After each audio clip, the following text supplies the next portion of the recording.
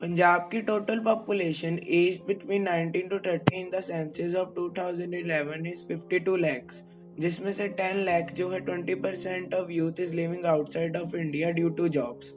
और अनएम्प्लॉयमेंट पंजाब की सबसे बड़ी दिक्कत है सिंस 2000s, और अनएम्प्लॉयमेंट के कई रीजन हैं। पाकिस्तान और चाइना के साथ 3 वॉर्स के कारण 1960s में इंडिया में फूड स्कार्सिटी बढ़ गई थी।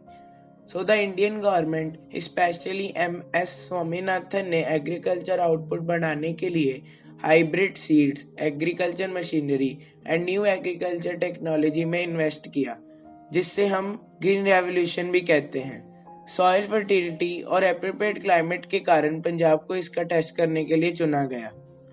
And in short term Punjab को बहुत फायदा हुआ और 1970s में पंजाब इंडिया का 3rd richest स्टेट बन गया। Here comes the money. Here we go. Money talk. Here comes the money. Money, money, money.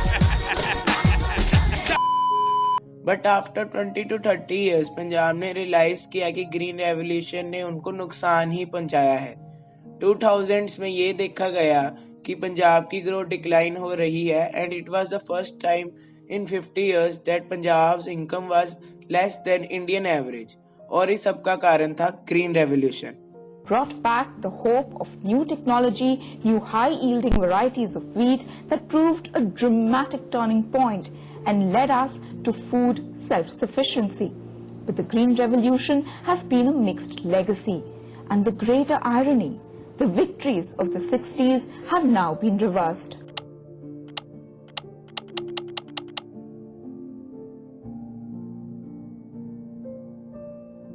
Green Revolution promoted lot of water demanding crops like rice and wheat, और government ने भी उनको procurement दी rice और wheat grow करने के लिए, और हम इस प्रिक्योरमेंट को MSP भी कहते हैं। MSP यानी न्यूनतम समर्थन मूल्य। MSP. इन इंसेंटिव्स की वजह से किसानों की एवरेज इनकम बढ़ गई, पर इसने 2 चीजें की। पहली कि फार्मर सिर्फ 2 क्रॉप्स उगाने लगे और इससे राइस और व्हीट सरप्लस अमाउंट में उगने लगे।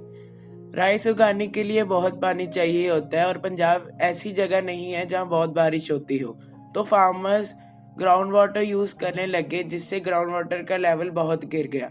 और हमने स्कूल में भी पढ़ा है कि जब हम 1 या 2 क्रॉप्स बार बार एक जगह पे उगाएं तो उस जगह की सॉइल फर्टिलिटी गिर जाती है। तो ऐसा ही पंजाब के साथ हुआ। दूसरा सबसे बड़ा रीजन है इंडस्ट्रीज। लोग पंजाब को बॉर्डर स्टेट होने, लैंडलॉक्ड होने जैसे कई फैक्टर्स को ब्लेम करते हैं, पर असली रीजन ये है कि इंडस्ट्रीज पंजाब के पॉलिटिशियंस के लिए प्रायोरिटी ही नहीं थी।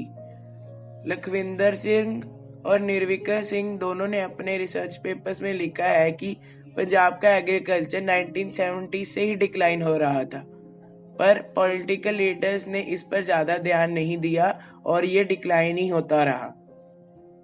दूसरा रीजन है इंडस्ट्रीज ना ग्रो होने का कंपटीशन विद चाइना। विपिन महाजन जो है sports goods and export secretary general, उन्होंने कहा कि जलंधर की मोनोपोली थी बॉक्सिंग ग्लव्स मैन्युफैक्चरिंग की। वो प्रोड्यूस करते थे $2 में और चाइना $1.5 में। वो कहते कि वो कम्पीट ही कैसे करे चाइना के साथ। आज 90% मार्केट चाइना की ही है और पंजाब के पास छोटी छोटी फैक्ट्रीज थी जो मैन्युफैक्चर करती थी parts for big cycle companies like Hero cycle, but अब भी ये ब्रांड्स इंपोर्ट करते हैं parts from China at cheap rates. तीसरा रीजन है कि टेक्सटाइल इंडस्ट्रीज का पंजाब को छोड़कर जाने का। पहला रीजन था पंजाब के पास कोई पोर्ट्स ही नहीं थे, जिसकी वजह से इंडस्ट्रीज को बहुत ज्यादा ट्रांसपोर्टेशन चार्ज लगती थी एक्सपोर्ट करने में।